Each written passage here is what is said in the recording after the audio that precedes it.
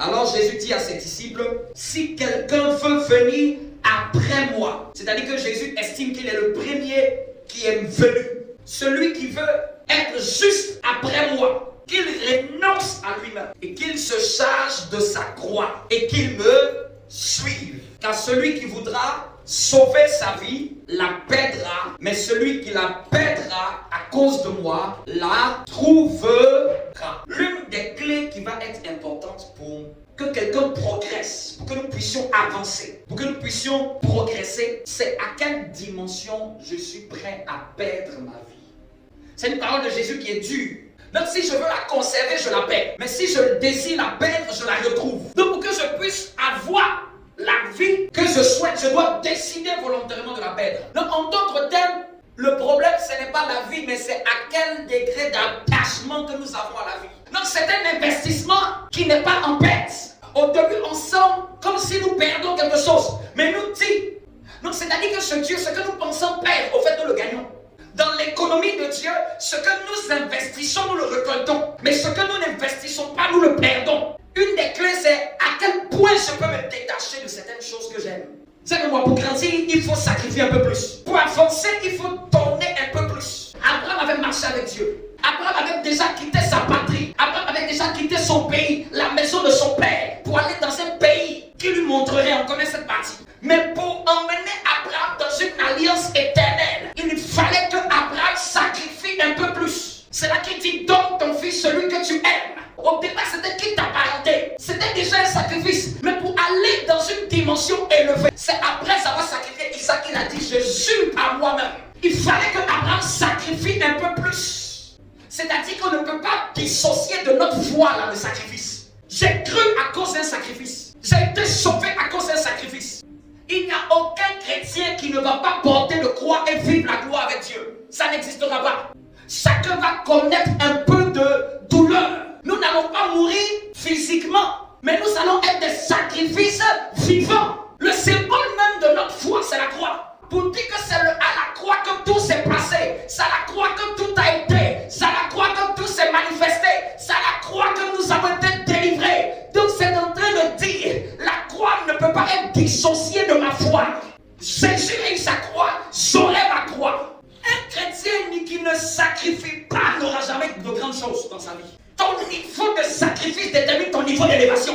Et ça, c'est valable dans n'importe quel domaine de la vie. Le monde spirituel est un monde de sacrifice. Même quand on parle de la prière c'est un sacrifice. Ça prend de ton temps, ça prend de ton énergie, ça prend même de ton agenda. C'est un sacrifice. Quand Salomon voulait consacrer le temps, Salomon a sacrifié 10 000 bœufs. Quand il a fait ça, la même nuit, Dieu l'a apparu dans un songe. Dieu lui demande qu'est-ce que tu veux. C'était à cause de la dimension sacrificielle. Personne n'avait sacrifié autant comme ça. À la dimension de ton sacrifice sera la dimension de ton impact. À la dimension de notre sacrifice sera la dimension de notre gloire. Il y a toujours dans notre vie une dimension spirituelle et une dimension terrestre. Tu peux venir prier puis tu relâches la prière sur toi, relâches la parole de Dieu sur toi, relâches une prophétie sur toi. Ça c'est la dimension spirituelle. Ça c'est les promesses que tu établis dans l'esprit. Ça c'est les paroles prophétiques que Dieu relâche sur nous. Mais souvent après la dimension spirituelle, il y a la dimension humaine. Il y a ma part. Il a reçu la promesse du ciel, mais maintenant il doit la sceller par une action sur la terre. Il a reçu le verset biblique, mais il doit poser une action pour emmener ce verset à accomplissement dans sa vie. Il a reçu une indication de Dieu, une promesse de Dieu, mais maintenant il doit poser des actions qui vont emmener cette promesse de Dieu-là de manière tangible dans sa vie. Ne vous méprenez pas, tout a un prix au ciel. Souvent, ce n'est pas parce que tu n'as pas sacrifié, mais on n'a pas sacrifié un peu plus qu'il ne devrait. Souvent, ce n'est pas parce qu'on n'a pas posé des actions, mais on n'a pas posé des actions à la dimension de ce qui doit venir sur nous. Souvent, à la dimension de ce qui doit venir dans ta vie, il y a un genre de sacrifice à un peu plus à faire qu'auparavant. Pour la dimension supérieure, on ne peut pas poser les mêmes actions et voir les mêmes résultats. Peut-être il y a 5 ans dans ta foi, tu as fait des efforts. Mais c'est les sacrifices que tu as fait il y a 5 ans qui t'ont mené là où tu es. Mais pour le palier supérieur, tu vas devoir faire un peu plus. C'est bien de convoiter les choses de Dieu. Mais est-ce qu'ils ont connu le prix? Ce que nous convoitons de grand, est-ce que nous connaissons le prix de cette chose? Dieu honore les sacrifices. Dieu respecte les sacrifices. Le ciel agrée les sacrifices. Je crois au miracle. Je crois à la grâce de Dieu. Mais la grâce de Dieu n'exclut pas le sacrifice. C'est Dieu qui bénit. Mais ça ne veut pas dire que je n'ai pas de sacrifice à faire. Il y a la part de Dieu, il y a la part de l'homme. C'est-à-dire que Dieu veut voir, est-ce que tu es prêt à sacrifier? Il n'y a personne qui va dans la grandeur avec Dieu qui n'a rien sacrifié. Demandez à ceux qui ont déjà fait 10 ans de foi. Ils vont vous dire ce qu'ils ont sacrifié.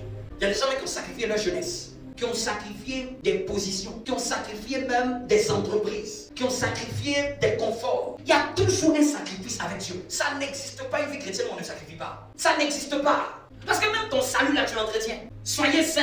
Vous pensez que c'est Dieu qui va me faire cette sainteté en toi? C'est à toi de te préserver. Marchez dans la sainteté. Obéissez à mes voix. C'est pas lui qui obéit. Dis toi, obéis. Marche selon mes commandements. Je te commande de m'aimer. Donne à ton projet. C'est pas lui qui fait, c'est nous. C'est nous qui sentons le prix là. Pardonne à tes ennemis. C'est nous qui sentons le prix là dans notre cœur. On veut prendre ta tunique. Laisse. C'est nous qui sentons le prix. Prie pour tes ennemis. C'est nous qui sentons le prix que ça nous fait. Tous ceux qui ne veulent pas sentir le prix, la douleur du prix, ils peuvent pas aller loin avec Dieu.